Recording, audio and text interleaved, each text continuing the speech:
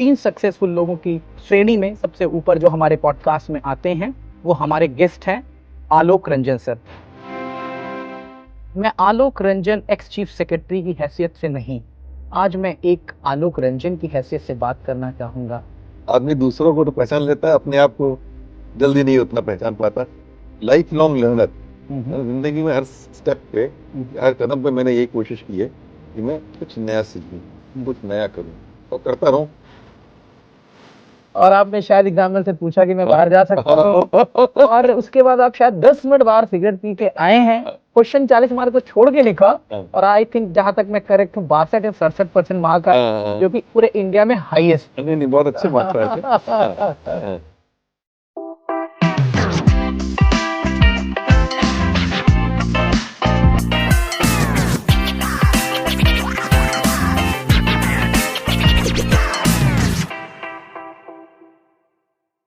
दर्शकों, आपका बहुत स्वागत है इस पॉडकास्ट में इनर सोल, और जिसका उद्देश्य है कि हम लोगों से जानेंगे कि उनकी मानसिक स्वास्थ्य कैसा रहता है, कैसे उसको कोप अप करते हैं।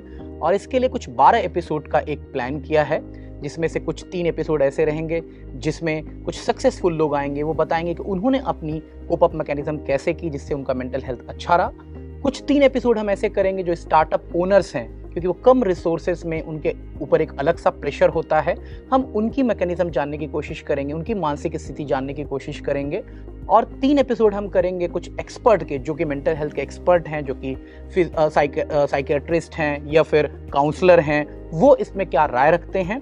और 3 हम डिप्रेशन सर्वाइवल के करेंगे, जिन्होंने खुद इस तरह की चीज़ें झेली हैं और उससे बाहर आए हैं। तो आज हमारे 3 सक्सेसफुल लोगों की श्रेणी में सबसे ऊपर जो हमारे पॉडकास्ट में आते हैं वो हमारे गेस्ट हैं Alok Ranjan sir. Hi sir. So sir, आपके बारे में मैं दर्शकों को ज़्यादा क्या बताऊं, सब जानते ही हैं। आपने शुरू में बचपन में यहाँ पे ला मार्टिने लखनऊ का जो सबसे अच्छा स्कूल, वहाँ से पढ़ाई की। फिर आपने BA इकोनॉमिक्स दिल्ली से किया। फिर आप लास्ट ईयर में ही पास करके आप पहले अटेम्प्ट में कैट निकाल के में अहमदाबाद चले गए, और वहाँ से कुछ 6-7 महीने की नौकरी करने के बाद आपने IAS पहले अटेम्प्ट में 7-8 महीने की तैयारी में दिया और आपने 4थी रैंक, अगर मैं गलत नहीं हूँ तो 4थी रैंक आपकी आ गई। तो इतना कुछ अचीव करने के बाद आपको जब भी कोई बात करता है, वो करता है, तो आपके बहुत से ओहदे जुड़ चुके हैं, चाहे वो आप की पढ़ाई हो, चाहे आपका IIM हो, चाहे आपका वो हो।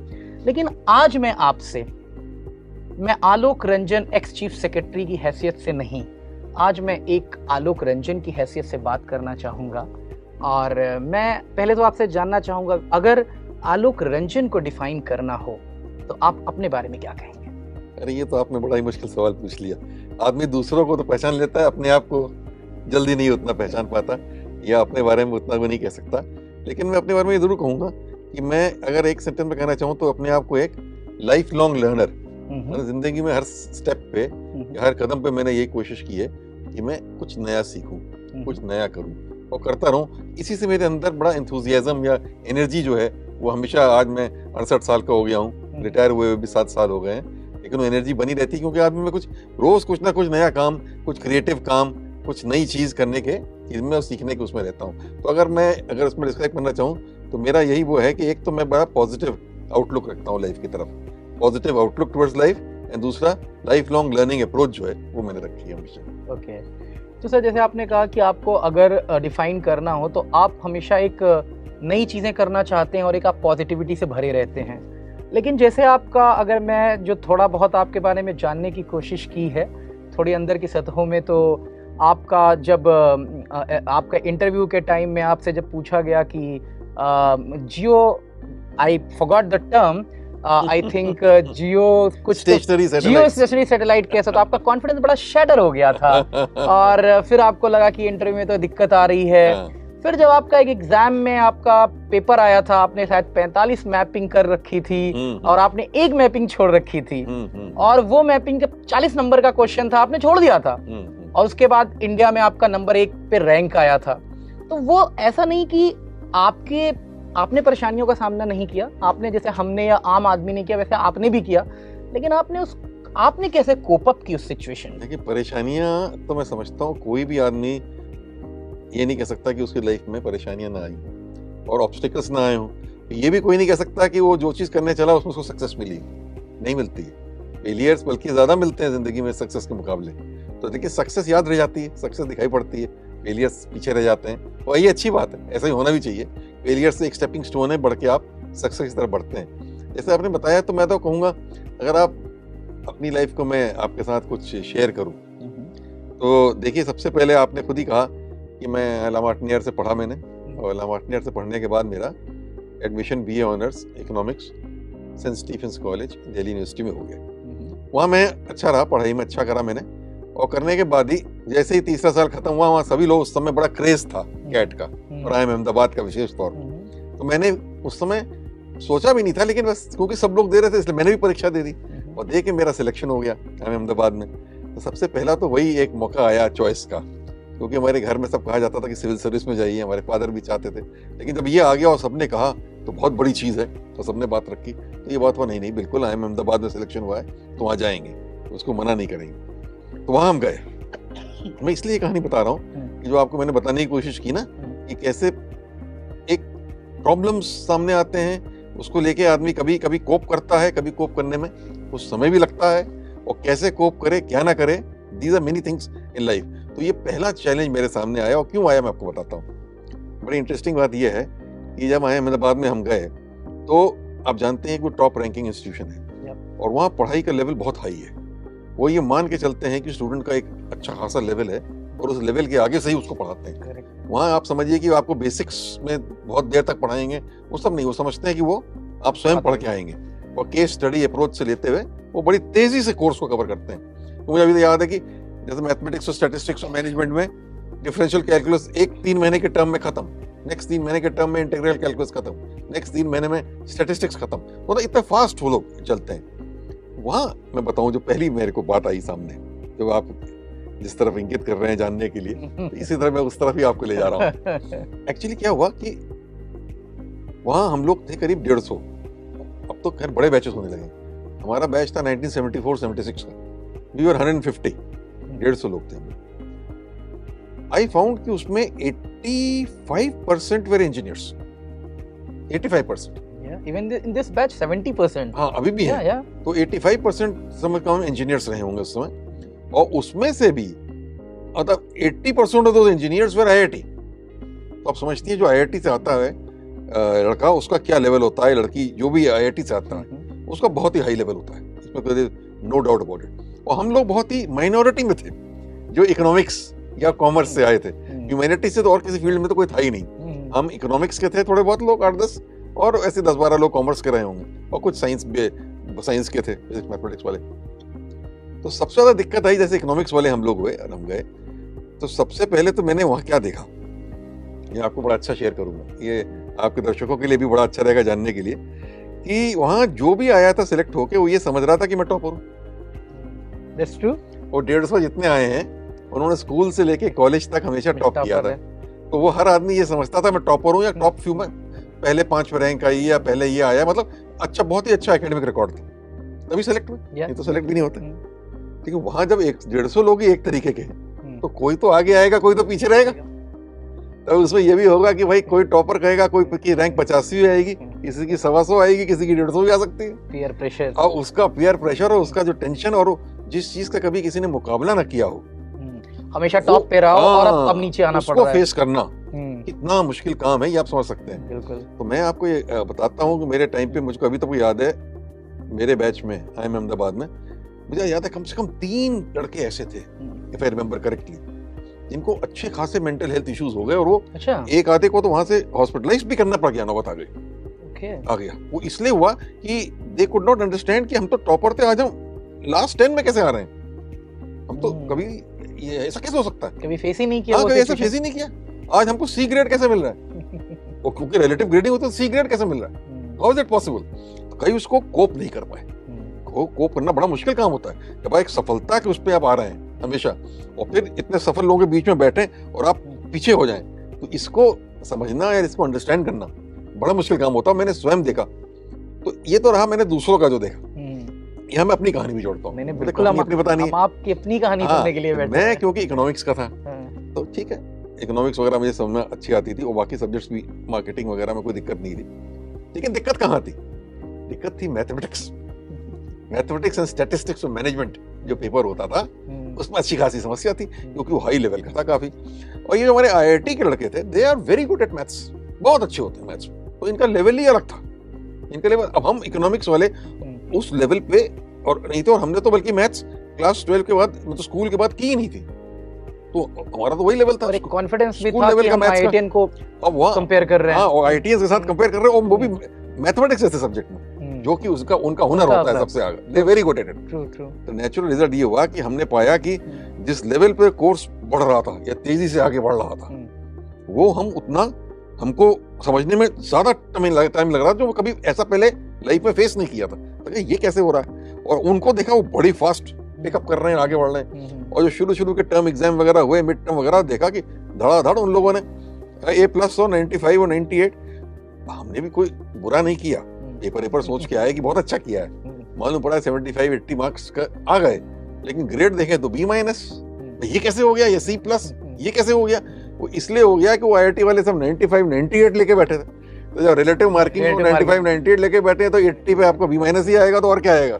तो एकदम बड़ा शौक लगा कि ये कैसे हो सकता है भाई, ये कैसे हो गया, पहली बार फेस करने को मिला। ये तो वो उससे समझने एक तरीके का रिएक्शन मन में आया कि what is this going on. हाँ, उसको कैसे हम हैंडल करें सिचुएशन को, ऐसी रियलाइजेशन पहली बार हुई। पहली बार एक कुछ सेल्फ डाउट भी आया कि क्या पता, एम आई गुड इनफ, मैं कर सकता हूँ, ऐसा कैसे हो रहा है?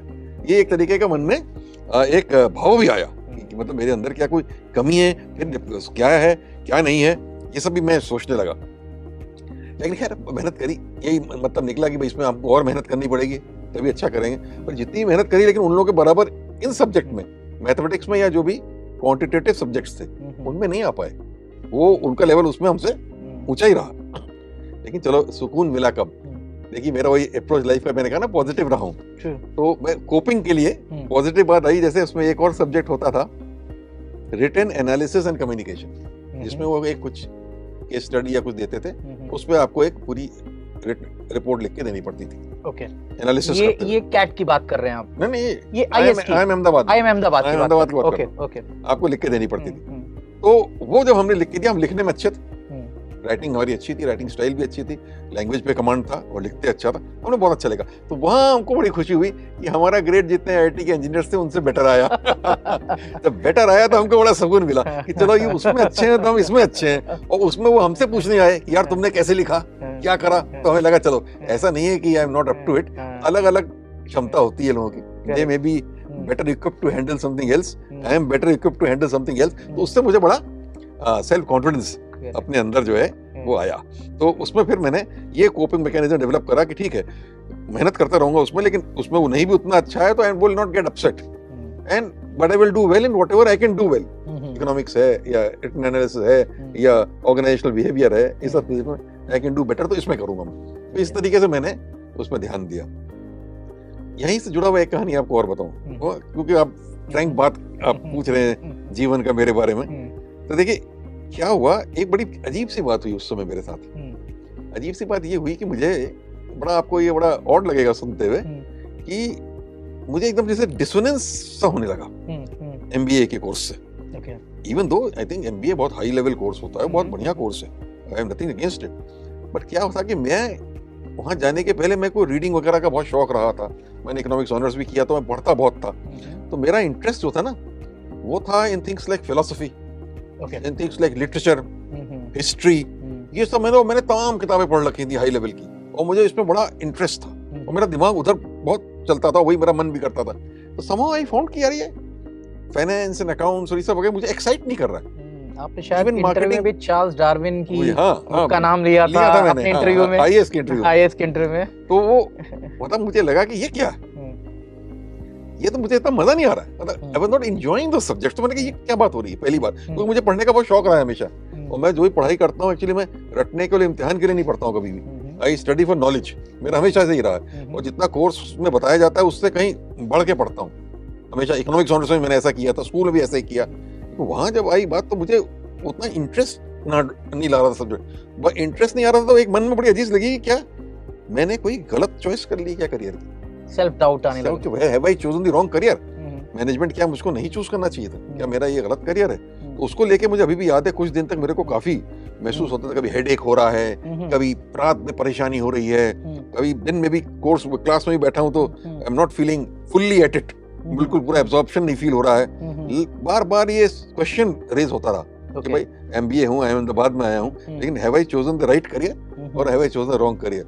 लेकिन धीरे धीरे करके विद पॉजिटिविज्म एंड थोड़ा सेंस ऑफ ह्यूमर के साथ, लोगों के साथ सोशल रिलेशनशिप और फ्रेंडशिप्स से रही है करके one was able to get weight से, नहीं ये तो कोर्स करना ही है जो, और मैंने साथ साथ वहाँ हालांकि टाइम बहुत कम मिलता है, लेकिन मैंने टाइम निकाला, मैंने अपनी वो फिलोसफी और लिटरेचर वगैरह पढ़ना जारी रखा वहाँ भी अपने मन से, मैं पढ़ता रहा जिससे अपना मुझे सेटिस्फेक्शन ही मिलता रहा, और आई वाज हैप्पी कि मैं उस तरीके से करके मैंने उस कोर्स को पूरा किया। तो ये मैंने कुछ अपना ये बताया कि कैसे आई अहमदाबाद में ये इस तरीके का मेरे सामने बात आई, but and I completed the thing and fortunately placement भी बहुत जल्दी हो गया, अच्छा प्लेसमेंट मिल गया, चले गए हॉकिंस में चले गए थे, and one of the first few people who got placed that year. और उसके बाद जाके हमने जॉब भी ज्वाइन किया, और जॉब ज्वाइन किया फिर आया सेकंड इशू। सेकंड इशू ये आया कि जब ज्वाइन किया तो मार्केटिंग में हमने ज्वाइन किया, सेल्स एंड मार्केटिंग, तो बड़ा इंटरेस्टिंग जॉब था, लेकिन वो जैसे होता है ना भाई, मार्केटिंग और सेल्स, तो मार्केटिंग और सेल्स होती है, चाहे आप IIM के हो, चाहे आप किसी भी कॉलेज के हो, बेचना तो वही है, बेचना है। और बेचने के लिए तो बड़ा इंटरेस्टिंग ये था कि मुझसे कहा गया कि आप जाइए, और मुझको जैसे भेजा गया, हैदराबाद भेजा गया था, मुझे भी याद है। हैदराबाद में हॉकिंस नहीं चलता था, प्रेस्टीज कुकर चलता था। ओके। जो साउथ इंडिया में प्रेस्टीज ज्यादा चलता था, उन्होंने कहा हॉकिंस को वहाँ एस्टेब्लिश करिए। ओके। तो अब वहाँ ये था कि वहाँ के लेडीज में ये भावना थी कि प्रेस्टीज में बड़ा होता है, पता नहीं क्यों सोचते थे वैसा, जबकि ऐसा था नहीं, वॉल्यूम दोनों के बराबर है, वो कम्पैक्ट साइज, दोनों की शेप फर्क है, तो उनको लगता था कि प्रेस्टीज बड़ा है तो चावल या बिरयानी उसमें ज्यादा अच्छी पकेगी और इसमें नहीं पकेगी। और हैदराबाद में बिरयानी ज्यादा बनती थी, तो उन्होंने कहा आप इनको बिरयानी बना के दिखाइए। तो आप यकीन मानिए, अहमदाबाद से MBA करने के बाद मैंने बिरयानी बनानी सीखी, वेजिटेबल बिरयानी, मीट वाली नहीं, वेजिटेबल बिरयानी सीखी। और मैं गली मोहल्लों में जाता था, और गली मोहल्लों में वहां पे लोग बुलाता था, लोगों को, लेडीज को इकट्ठा करा रहा था, और इकट्ठा करा के कहता था देखिए 20 मिनट में आप देखिए मैगी वाला आपको वेजिटेबल बिरयानी बना के दिखाऊंगा। और 20 मिनट में जो है वेजिटेबल बिरयानी उनको बना के सीधे गाजर काटना, मटर डालना, सबसे लेके वो बना के खिलाता था। और जब खिलाता था तो कई कहती थी वो वहाँ पे कई मुस्लिम लेडीज ने, माशाल्लाह आप तो बहुत बढ़िया बनाते हैं। हमने कहा भाई बहुत अच्छा बनाते हैं, IIM यही सीखा है। लेकिन ये तो किया, लेकिन कहीं कहीं मन में लगता था क्या यार ये सही, इसीलिए किया था, इसीलिए IIM में गए थे, मजा इसमें नहीं आ रहा उतना, एक मन में भावना नहीं, मजा नहीं आ रहा है। एक तो है, ऐसा नहीं कि गलत काम है या छोटा काम है, कोई चीज गलत नहीं होती, कोई चीज छोटी नहीं होती, ये तो मानना पड़ेगा, but I was not feeling exciting नहीं लग रहा था, अंदर से एक सेंस ऑफ सेटिस्फेक्शन नहीं हो रहा था।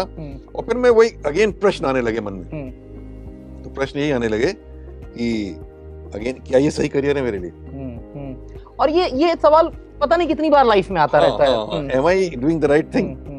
ठीक है, क्या होगा, मैं और आगे बढ़ूंगा, मैं इसमें आगे बढ़ जाऊंगा, मैं मार्केटिंग हेड हो जाऊंगा, मैं चीफ मार्केटिंग ऑफिसर हो जाऊंगा, मैं हो सकता है CEO भी हो जाऊंगा किसी कंपनी का आगे चल के, ultimately sales and marketing area में ही रहूंगा। कहीं हुआ मैंने कभी हॉकिंस की सेल करूंगा, तो कभी टूथपेस्ट का होगा, तो कभी वेजिटेबल ऑयल का होगा, तो anything can keep doing something marketing करता हूं, बट अंदर से फील है कि no, this is not what I want to do. ये बड़ा स्पष्ट जवाब आया, और ये 4-5 महीने के अंदर ही मेरे अंदर जवाब आने लगा कि ना, कि मैं अपनी लाइफ नहीं, वो मुझे अंदर से एक कॉलिंग आ रही थी, वही जिसे मैं कहता हूँ, किसी को भी, आपके दर्शकों को भी कहना चाहूंगा, करियर में वही करना चाहिए जो अंदर की कॉलिंग हो। कोई करियर अच्छा बुरा नहीं है, सब अच्छे हैं, डिपेंड्स अपॉन आपका एप्टीट्यूड किसके लिए, आप किस तरफ झुकाव है, कौन चीज आपको एक्साइट करती है, किसमें आपको मजा आता है, क्या कॉलिंग है, ये इंपॉर्टेंट है। तो मैंने कहा मुझे नहीं मजा आ रहा है, और मेरे को इंटरेस्ट मेरा उसी तरफ आने लगा, मेरा IAS ऑफिसर बनना है, क्योंकि मैं चाह रहा था मैं सोसाइटी के लिए कुछ करूं, उसमें मुझे एक्साइटमेंट था।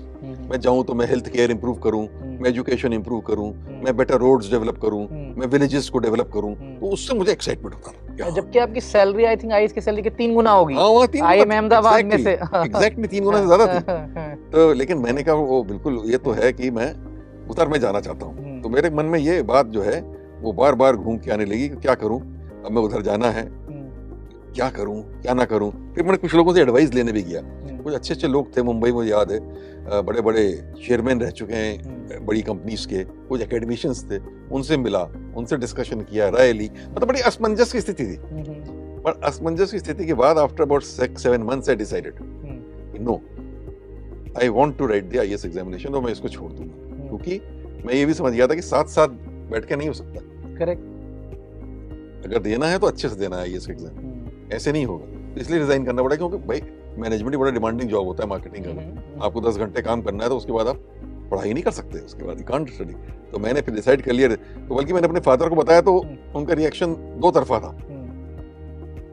एक तरफ तो खुश हुए because he always wanted me to IAS बने, आईएएस, तो वो खुश भी हुए। और रिजाइन की वजह से उनको दुख हुआ होगा। रिजाइन की तरफ से वो थोड़े परेशान, एज अ फादर, कोई भी फादर होगा, वो परेशान हुए कि अरे तुमको जॉब मिला है इतना अच्छा, तो रिजाइन कर दोगे, वो भी आईएएस जैसे एग्जाम के लिए जिसमें आने की कोई सर्टेनिटी नहीं होती है। तो मतलब ये तो बड़ा मुश्किल है। उन्होंने एक आधे कोई आईसीएस ऑफिसर उनके दोस्त थे, उनसे मिलवाया मुझे, उन्होंने मुझे हल्का सा डिस्करेज किया। उन्होंने कहा बेटा it's a very difficult examination, IAS and chances selection are very few, तो I don't think you should give up your job. और उन्होंने बड़ा एक मुझे कोटेशन अंग्रेजी का मुहावरा सुनाया। उन्होंने कहा a bird in hand is greater than two in the bush. तो आप बर्ड इन हैंड को क्यों छोड़ रहे हो अब टू इन द बुश के चक्कर में? तो मैंने कहा बात तो सही कह रहे हैं, बड़ा बहुत सोचा, लेकिन बहुत सोचने के बाद आई डिसाइडेड, मैंने कहा I will take the plunge, I will do it. और फिर मैंने रिजाइन कर दिया। तो मैंने रिजाइन कर दिया तो बड़ा इंटरेस्टिंग है कि वो वहाँ तो लोग समझे ही नहीं मैंने क्यों रिजाइन कर दिया। बल्कि जब मैंने ऑफिस में अपना रेजिग्नेशन दिया तो वहाँ के एमडी ने मुझे बुलाया एग्जिट इंटरव्यू के लिए। ही थॉट कि मे बी मेरा सैलरी चाहता हूँ हायर, 90% लोगों को यही लगता है। तो उन्होंने कहा we will increase your salary, will improve your job profile also, will do this, will do that, बताओ तुम चाहते क्या हो, मतलब नहीं। मैंने कहा नहीं sir, nothing of that kind, I am very happy with the company, nothing of that kind, only thing is मतलब I want to do something different, so I want to go and join the IAS. तो he also did not really understand why, क्योंकि मुंबई वगैरह में थोड़ा company उसमें IAS का इतना वो नहीं होता है, पता ही नहीं होता कि आईएएस कितना। अरे पता नहीं की बात मैं तो वही बता रहा हूँ कि जो हमारे लैंडलॉर्ड थे वो गुजराती बिजनेसमैन थे। तो जब मैंने छोड़ा फ्लैट खार में, और मैंने कहा मैं जा रहा हूँ, तो उन्होंने कहा बेटा क्यों जा रहे हो? तो मैंने कहा वो आईएएस का एग्जाम देने जा रहा हूँ। तो समझे, उन्होंने कहा क्या ये कंपनी ज्यादा पैसे देती है?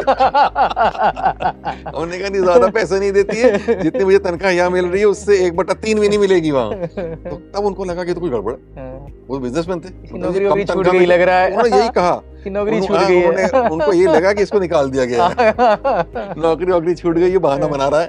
तो उन्होंने कहा अरे बेटा जल्द घबराओ नहीं, जल्दी तुम्हें अच्छी नौकरी मिल जाएगी। तो हमने कहा नहीं थैंक यू और थैंक यू कह के मैं आ गया। और तब मैं फिर दिल्ली आया, और दिल्ली में हमने एक फ्लैट लिया। फ्लैट क्या लिया, कमरा लिया, जो गैरेज के ऊपर कमरा होता है, बरसाती कहते हैं, क्या कहते हैं उसको, गैरेज के ऊपर कमरा लिया डिफेंस कॉलोनी में। और वहाँ हमारे एक साथी थे, वो भी आईएम अहमदाबाद के थे, हम लोगों ने साथ मिलके उस्मानी हम दोनों ने साथ डिसाइड किया देने का। और साथ ही बैठ के हमने कब तैयारी करेंगे, 7-8 महीने का टाइम था, 7-8 महीने हम लोगों ने बैठ के फिर जो है इसकी तैयारी करी, और ये एग्जाम हमने दिया। तो ये वो तो एक वो था। और उस समय 7-8 महीने बिल्कुल जिसे कहते हैं ना, क्योंकि मालूम था कि इतना बड़ा हम डिसीजन लेके आए हैं, तो भाई किसी तरीके से आना है। वो आना तो वो समझ गए, देखा कि एग्जाम तो बहुत डिफिकल्ट एग्जाम है, बहुत कम लोग आते हैं, और वो भी हमारा इंटरेस्ट था, प्रॉपर आईएएस में आने का इंटरेस्ट था हमारा, और किसी सर्विस का इंटरेस्ट नहीं था। Wanted to get into the IAS. तो ये था कि अच्छा भी करना पड़ेगा काफी एग्जाम, ऐसा वैसा भी नहीं, और कैसे करें क्या करें। तो वो पूरी बात आई, कैसे सब्जेक्ट्स चुने जाएं, कैसे तैयारी की जाए, क्या किया जाए। सब्जेक्ट्स चुनने में उस जमाने में 5 ऑप्शनल हुआ करते थे, अब तो एक ऑप्शनल होता है। 5 ऑप्शनल्स, और 5 ऑप्शनल्स में आपको अपना ऑप्शनल तो इकोनॉमिक्स तो एक मिला, बाकी 4 ऑप्शनल्स नए लेने पड़े। हिस्ट्री लिया, पब्लिक एडमिनिस्ट्रेशन लिया, इंटरनेशनल लॉ लिया, इस तरीके के तमाम ऑप्शनल्स को लिया और करके जो है एग्जाम देने का तैयारी करी। और 8 महीने देखी घर नहीं गए। अच्छा। ना पेरेंट्स से मिले, ना कहीं गए, ना कोई पिक्चर देखी, ना कोई, और टीवी भी तो खैर देखने का सवाल ही नहीं होता था, और मोबाइल का भी वो जमाना नहीं था, कुछ नहीं था। बस बैठ के अपना पढ़ाई लिखाई करते थे, अखबार पढ़ते थे, पढ़ाई करते थे।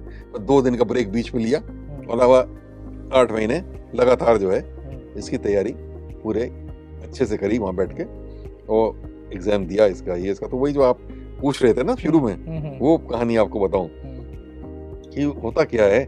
जैसे आपने कहा ना कि जब एंजाइटी हो या कहीं पे प्रॉब्लम्स दिमाग में आए कि क्या हो, इतने सब तैयारी के बाद ये था कि भाई बहुत अच्छा करना है, तो मेंटली प्रिपेयर होके थे।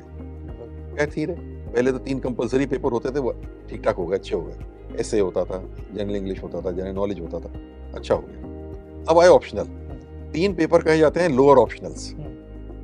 तो पहले आईपीएस के लिए 2 ऑप्शनल देने पड़ते थे, फिर सेंट्रल सर्विसेज जैसे इनकम टैक्स वगैरह के लिए 3 ऑप्शनल, और 2 हायर ऑप्शनल होते थे जो आईएएस और आईएफएस के लिए होते थे। ओके। वो उसके हायर वालों का कोर्स होता था एमए का लेवल का, और लोअर ऑप्शनल्स का होता था बीए का लेवल। क्या लोअर ऑप्शनल्स देने गए, सबसे पहला पेपर आया यूरोपियन हिस्ट्री, जो आप बता रहे थे कहानी, जो आपने शायद मेरी किताब में पढ़ा होगा इसलिए आप कह रहे हैं। तो वो कहानी यही थी कि उसमें 5 क्वेश्चन आते थे, करने होते थे, और 1 क्वेश्चन कंपलसरी होता था।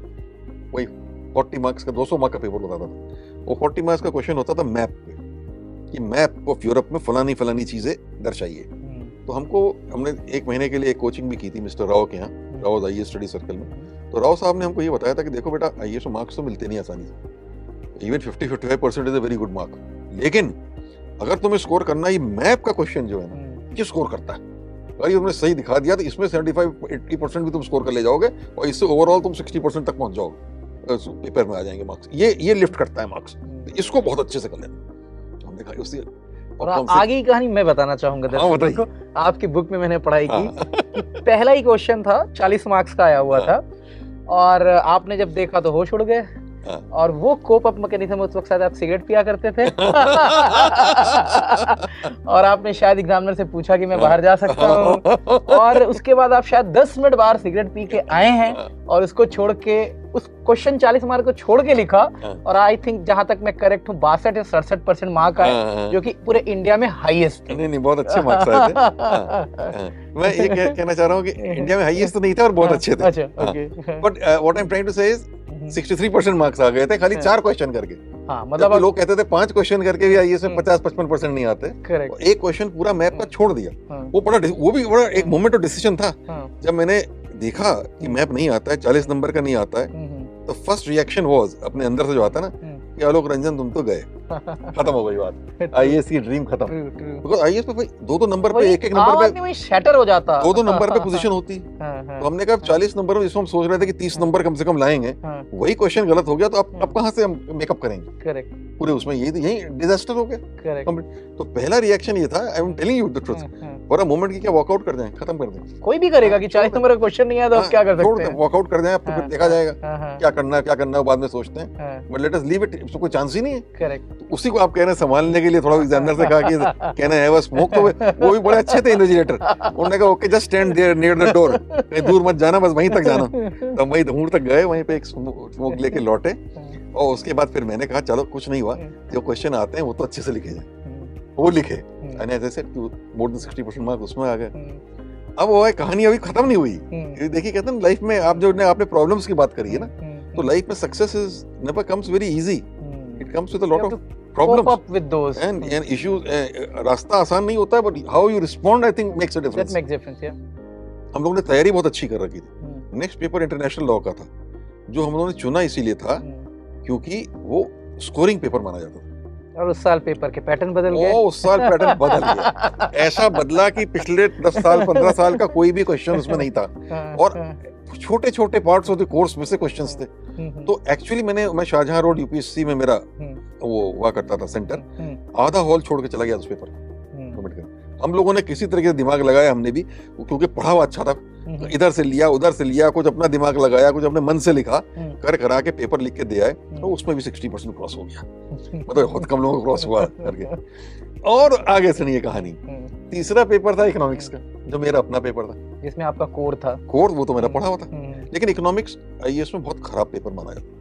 स्कोरिंग नहीं होता है। राव साहब ने बता दिया था कि इकोनॉमिक्स तो भैया तुम ले रहे हो, but it is a bad paper, you won't score. अब पता नहीं क्या ट्रेंड है, उस टाइम पे economics was a very non scoring paper, not supposed to be a good paper, लेकिन जब 5 ऑप्शनल थे तो एक हमने सोचा अपना ले ही लें, तो ले लिया था। अब उसके पेपर हमने गए करा, ठीक था, मैं पेपर देखे सब आता था, क्वेश्चन आते थे, लेकिन कभी कभी क्या होता है दिमाग में कोई कैसी चीज हो जाती है। वो एक क्वेश्चन आया, उसको हमने देखा, वो कुछ मैथमेटिकल सा क्वेश्चन था। ओके। और मैथमेटिक्स आपको पहले से ही थोड़ा सा नहीं चॉइस थी, हम उसको छोड़ सकते थे, हम दूसरा क्वेश्चन हम जानते थे, ओके, कोई प्रॉब्लम नहीं था, लेकिन हमने सोचा इसमें स्कोर कर लेंगे ज्यादा, ये स्कोरिंग क्वेश्चन है, इसमें मार्क्स अच्छे मिल जाएंगे अगर ये हमने कर दिया। और हमको उसका कॉन्सेप्ट मालूम था, एंड इट एक्चुअली, जिसे मैथमेटिक्स में कहते हैं डेरिवेशन, उसमें डेरिवेशन करना था। ओके, मतलब वो प्रोडक्शन फंक्शन के बारे में था, show that the production function is a linear homogeneous function. अभी तो मुझे क्वेश्चन याद है, तो हमें मालूम था प्रोडक्शन फंक्शन क्या होता है, लीनियर होमोजेनियस क्या होता है, अभी हमको मालूम था।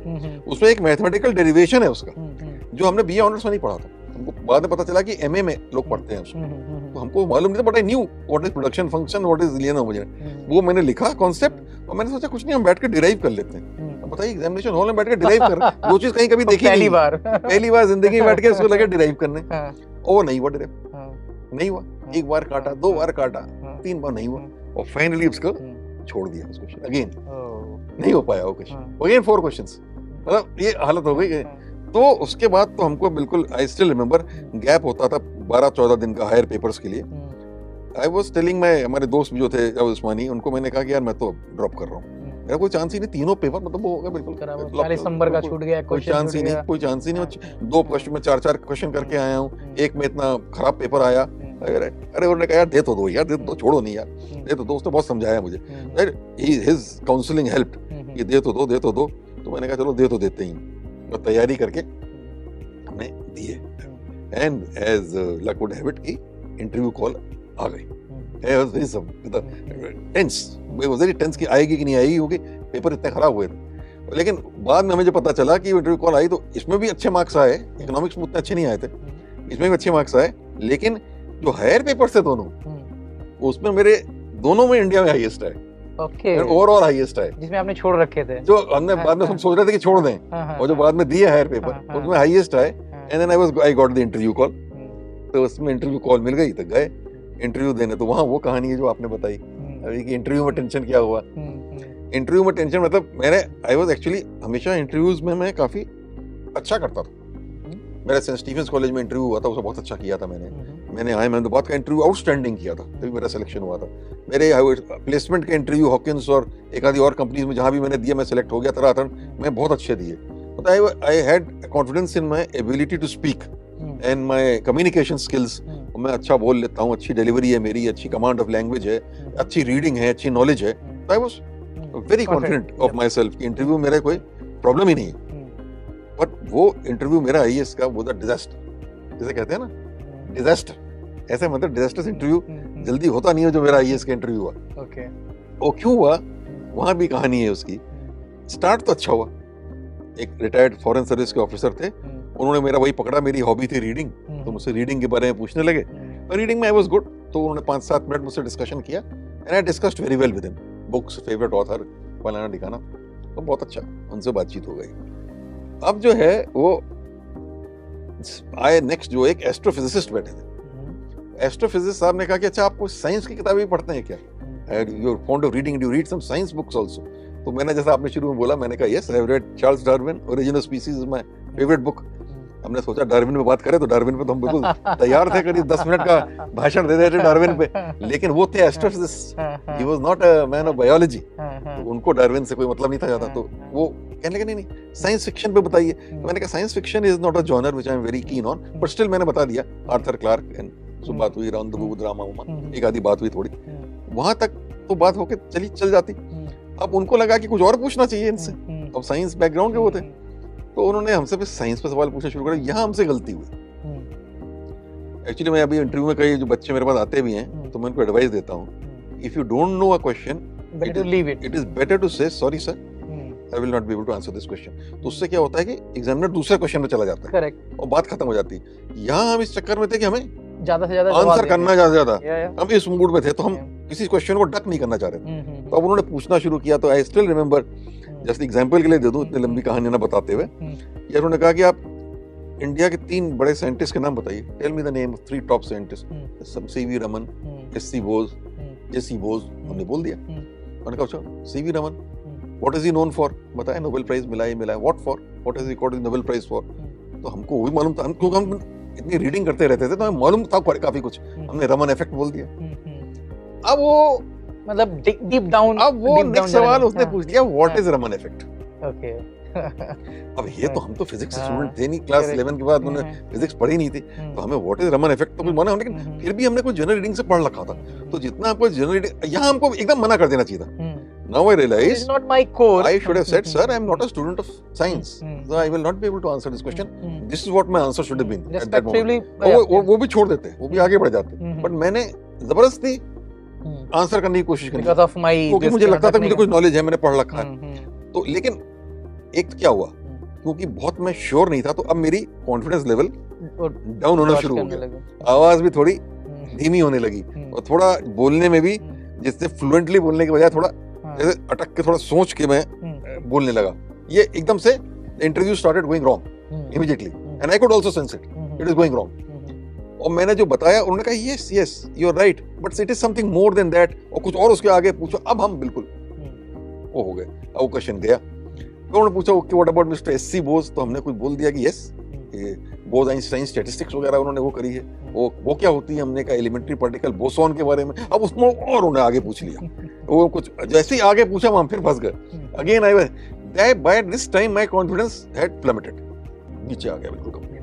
मैंने कहा ये तो गड़बड़ा गया पूरा, इंटरव्यू कहाँ जा रहा है, इंटरव्यू क्या हो रहा है, ये बातें मैं आई am not on my turf at all, ये बिल्कुल दूसरी बातें होने लगी, दूसरी बातें होने लगी। तो अब इसको हम कैसे पिकअप करें अपने इंटरव्यू को, तो और होता उसी समय टेंशन भी होने लगा दिमाग मेंटल में टेंशन भी आने लगा, मैं टेंशन आने लगा, and immediately I could make out that I was slipping, my confidence was going, I was trying to revive my confidence, but नहीं हो पा रहा था, कहीं एकदम से बात आ रही थी। तो उसकी वजह से अब वो नेक्स्ट एक बैठे थे, वो भी पता नहीं साइंस से उन्होंने जोड़ के वो भी लग गए, क्योंकि मैं हॉकिंस में रहा था, तो वो शुरू हो गए कि वो हॉकिंस में क्या प्रिंसिपल होता है जो प्रेशर कुकर का, खैर तो मैंने बता दिया ये प्रेशर कुकर का क्या साइंटिफिक प्रिंसिपल होता है। तो उसके बाद वो स्टीम इंजन पे चल दिए, वही जियो स्टेशनरी सैटेलाइट पे पहुंच गए, कहाँ पहुंच गए। अब मैं भाई ये व्हाट इज गोइंग ऑन, हम बिल्कुल हो गए। तो इसका नतीजा ये हुआ कि जब तक जो ह्यूमैनिटीज वाली बैठी थी, उन्होंने कुछ मुझसे पूछना भी चाहा about regional parties and political parties, I knew the answer but I did not answer very confidently,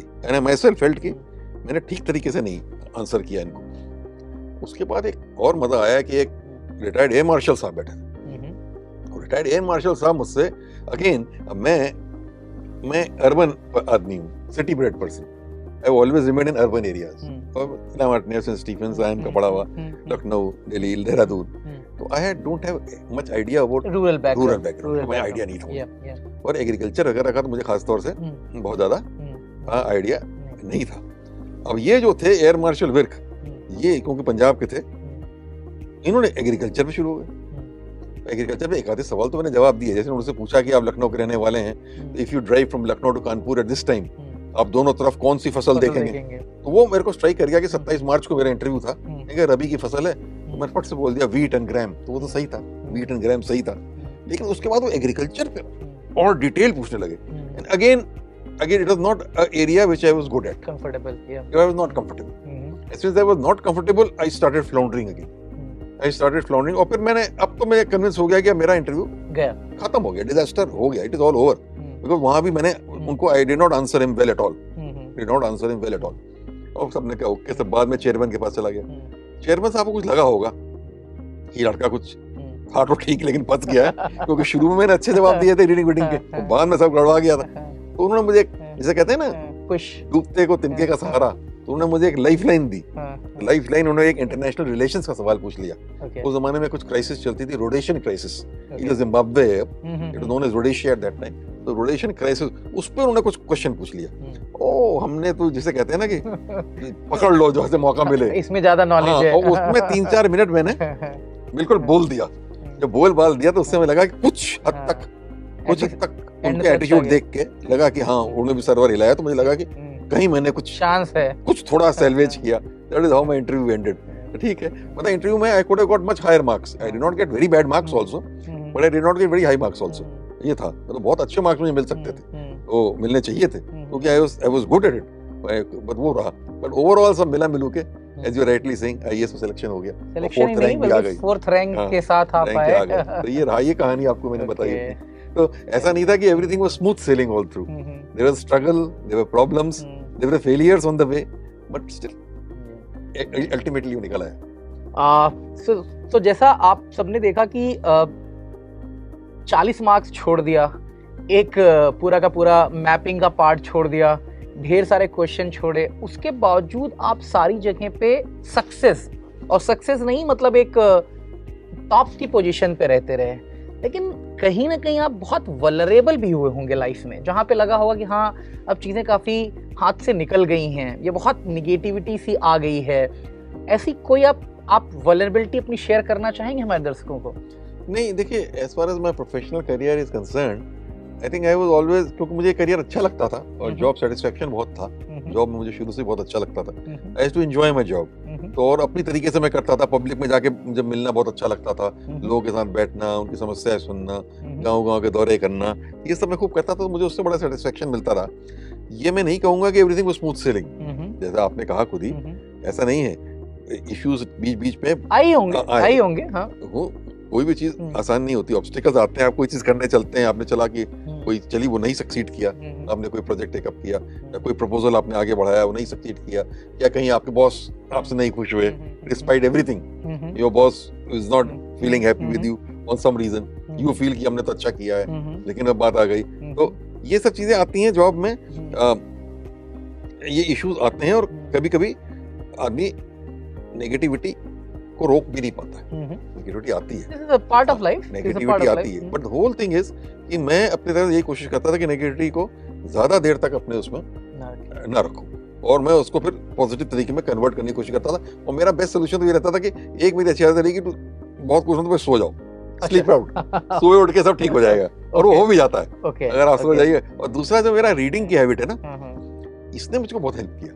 जब कभी मैं लाइफ में कुछ ज्यादा परेशान हो, तो कुछ नहीं, जनरल कोई किताब लेके बैठ के पढ़ने लग जाता हूँ, तो 1-2 घंटे पढ़ लेता हूँ, तो मेरा दिमाग जो है अपने आप ही चेंज हो जाता है, रिफ्रेश हो जाता है। Then I am not burdened by the problems that we face in life. लेकिन ऐसा नहीं है कि प्रॉब्लम्स नहीं आए, और आए, स्टेज में भी आए, हर जगह आए, और करियर में भी कई जगह देखा ना। वो देखिए, इवन सर्विस लाइक IAS, हमारे ही हमने देखा कोलीग्स ऐसे हैं जो कल तक आपके कोलीग्स थे, फिर आगे चल के आपको पुल डाउन करने की कोशिश करते हैं, पुल डाउन ही नहीं करते हैं। कभी कभी लोग गलत सलत कंप्लेंट्स आपके अगेंस्ट प्लांट करना शुरू कर देते हैं, because it becomes narrow pyramid towards the top. शुरू में तो चौड़ा है, बाद में जितना नैरो होता चला जाता है, उतना ये सब इनर इश्यूज जो हैं वो बढ़ते चले जाते हैं। उसमें कभी कभी बड़ा डिस्टर्ब भी होता था, बड़ा डिस्टर्ब होता था। यहाँ तक कि मैं आपको बताऊं कि to share with you, when I was chief secretary था, तो भी मेरे को एक चीफ सेक्रेटरी के अपॉइंटमेंट पे, और फिर जब मुझे एक्सटेंशन मिला 3 महीने के लिए, दोनों में PILs करी लोगों ने। अच्छा। कि भाई इनको नहीं होने मिलना चाहिए, और कुछ एलिगेशंस वगैरह कह के, कुछ लगा के कह के, जो कि झूठे एलिगेशंस थे, लगा के करके। और वो ये भी मुझको किसी लोगों ने बताया कि साहब ये और कोई नहीं, ये आप ही के सर्विस के लोग ही जो आपके कॉम्पिटिटर्स हैं, वही ऐसा करा रहे हैं। लेकिन but that was very, I did not hold this to heart. मैंने कोई बात नहीं, और ना मैं इसमें उसमें पड़ा, लेकिन ऐसा था क्योंकि I was in the right ही। मैंने पाया वो PILs वगैरह सब ऑनरेबल कोर्ट्स ने डिसमिस कर दिया, नथिंग, नो PIL। लेकिन जितनी देर वो PIL की बात आई रही, वो आया, तो ऐसा नहीं कि टेंशन नहीं, टेंशन अच्छा खासा हुआ कि भाई PIL है, और उसमें क्योंकि झूठे एलिगेशन भी लोग आ रहे थे, वो एलिगेशन झूठा सुन के जो है वो बहुत बुरा होता था, बड़ा दुख लगता था यार इतनी हम ईमानदारी से, ऑनेस्टी से काम कर रहे हैं, ये एलिगेशन कैसे लगा रहे हैं, ये कैसा क्यों कर रहे हैं, तो वो that hurts you. But then fortunately since you have not done anything wrong and you worked honestly, तो वो आपको सपोर्ट हर जगह से मिल जाता, तीसरे कोर्ट से भी मिला, हर जगह से मिला।